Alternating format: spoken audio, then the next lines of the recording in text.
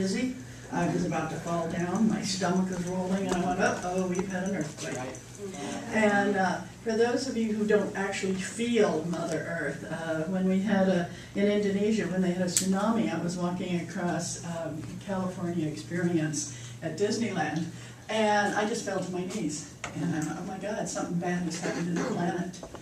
And I had to leave the happiest place on earth to go back to the hotel and throw up a bit and get really sick.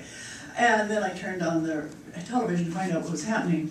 Many of you don't realize that you experience barometric pressure when the rain is starting to come and you feel, oh my gosh, I don't even want to get out of bed. Start looking at how Mother Earth affects you.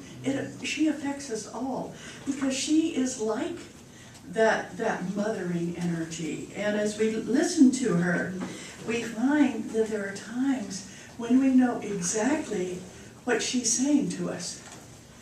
Stay home. Don't go out. Okay. Take care of yourself. It's a happy day.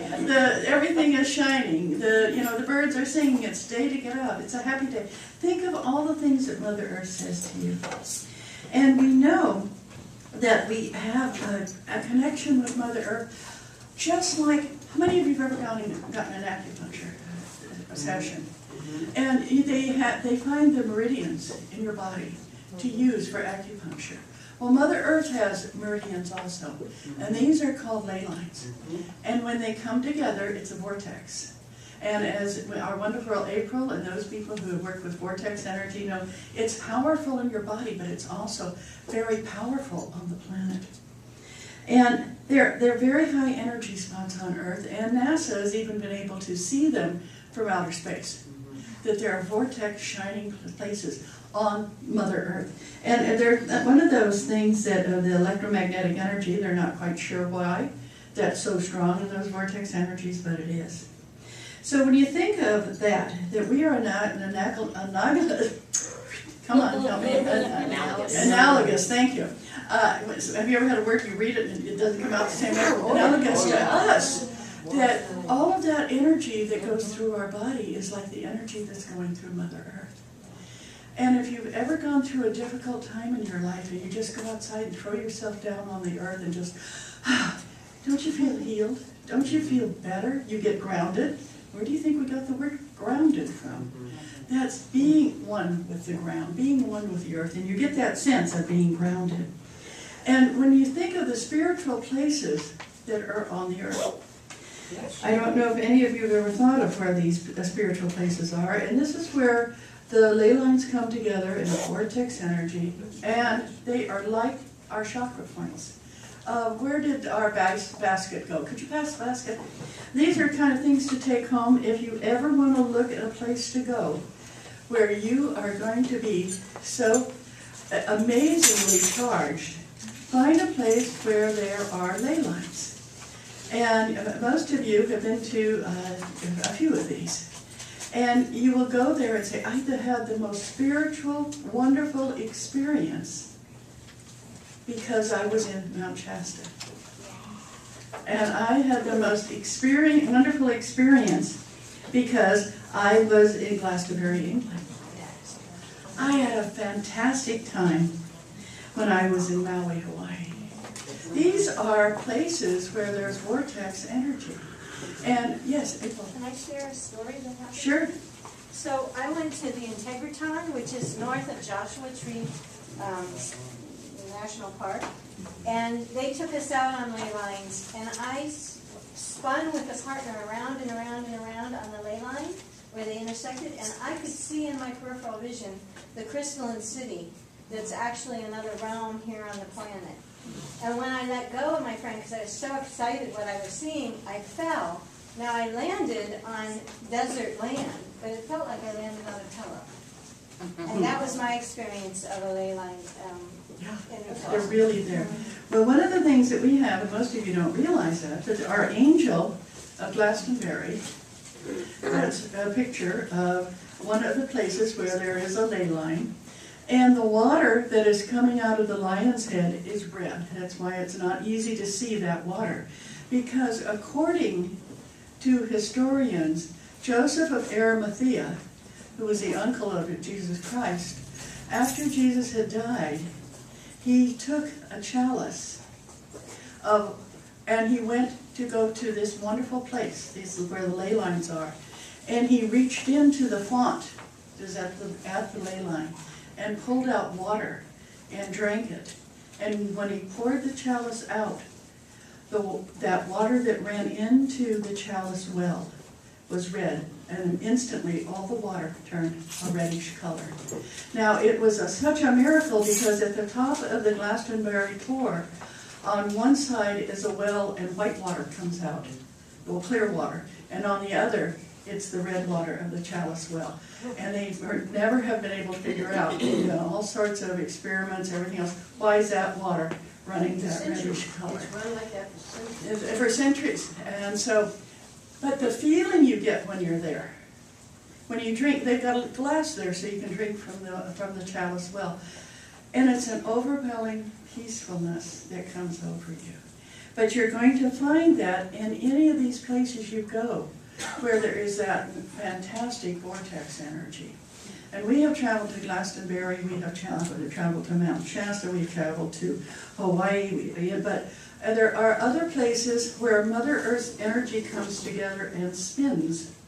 And these are called minor vortexes, although they don't feel minor to us, because places like Sedona, places are all around the world where that comes together, Stonehenge, Lourdes, places where miracles happen, or where those energy points in the earth herself come together, and that's what it comes out of it. So Machu Picchu is another one. Thank you so much. Yeah, there's a lot of them that you hear tales about. You hear folklore. You hear these wonderful, wonderful tales.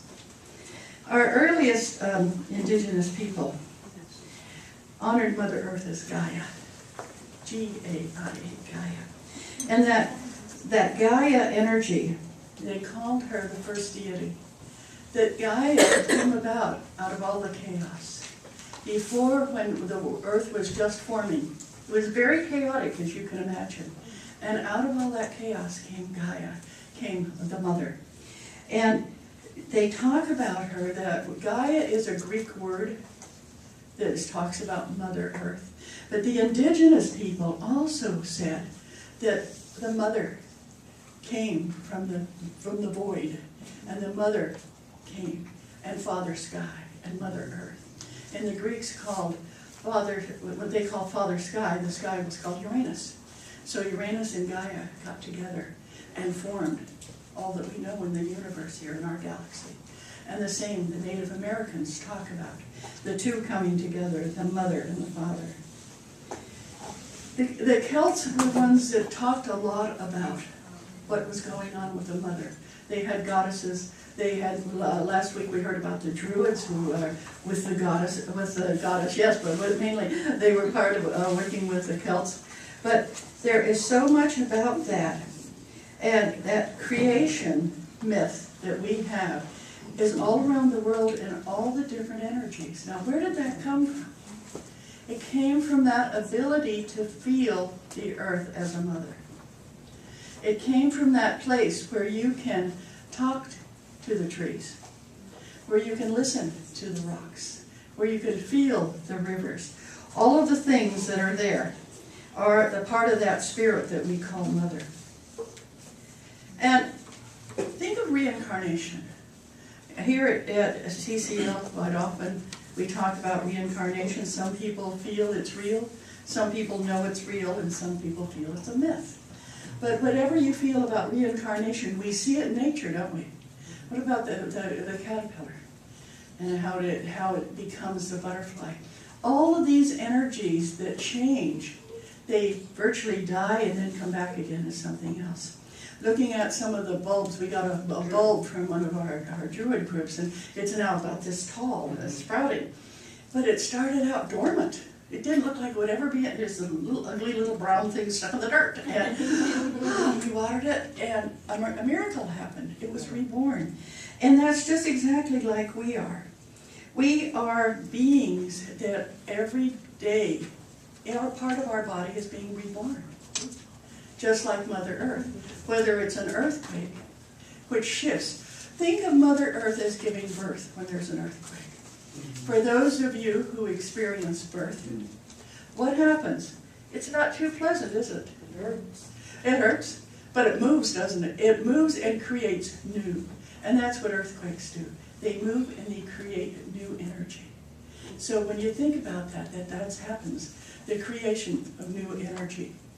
And what about volcanoes? A part of Mother Earth making new land. When you go on the Big Island and you watch the volcano and the lava flows into the ocean, and all of a sudden there's new land. It grows 4 acres a year. That's a pretty fast growth. Okay? And that's Mother Earth making new. Mother Earth is always changing and making new. So when you think of that, when you think of how the things that are changing, but what scientists are finding, and I love this, that not only is the Earth alive, but it's communicating with other energies outside of here. That other energies can watch our Earth move and pick up on the movement. They say that you can pick up Earth breathing from the amount of CO2 that is put off and captured by detectors around the planet. And there's a rhythm to Mother Earth. How many of you have ever picked up on the rhythm? You just feel it. You don't know how, but you just feel the rhythm of the mother. So, why are we killing our mother? Why are we drilling holes in her so deeply that she can't recover from it? Why are we throwing all this trash? Why are we making so many things that clog up those arteries in Mother Earth? Just like our arteries, just like the plaque that we cause in our own arteries, but we're doing that to the mother with the plastic, with all the things that we are doing and the pollution. And that was not unknown to people here in the Bay Area. We've always been kind of looking forward and causing problems here in the Bay Area. They seem to go together. But there was in 1970 in San Francisco, they started an Earth Day. That was just to get people together, and it was during March 21st. It was during the first day of spring, and they got people together to celebrate it. And people joined in, but then finally a senator decided that we should have a real Earth Day, and got together and formed a time, April 22nd, and that was in 1970. It was declared, but in 1990. When they really went out and said, we have to honor Mother Earth, 191 countries joined. And that's when we started celebrating Earth Day on the 22nd. And so when you think of that here we've got this day where we celebrate Mother Earth, but there's times when we forget. We don't want to just stay in our little boxes and only celebrate her on one day of the year. We need to look at celebrating her holidays. Because much as our indigenous people did, we need to honor that time and that place that we call Mother. You wouldn't want somebody to walk up to your physical mother and slap her around and throw garbage on her and stomp on her and stick lines in her body. We would want people to honor her. And that's what we're looking for today. And one of the ways I find to honor things is to pray, is to sing, and to let that being know, yes, we're aware of you. We're not going to take you for advantage anymore. We're going to start honoring who you truly are and be a part of that living, that breathing, and being that you are. And a prayer that I would like to share with you is, O Great Spirit, whose voice I hear in the wind, whose breath gives me life to the world. Hear me, I come to you as one of your many children. I am small and weak. I need your strength and wisdom. May I walk in beauty.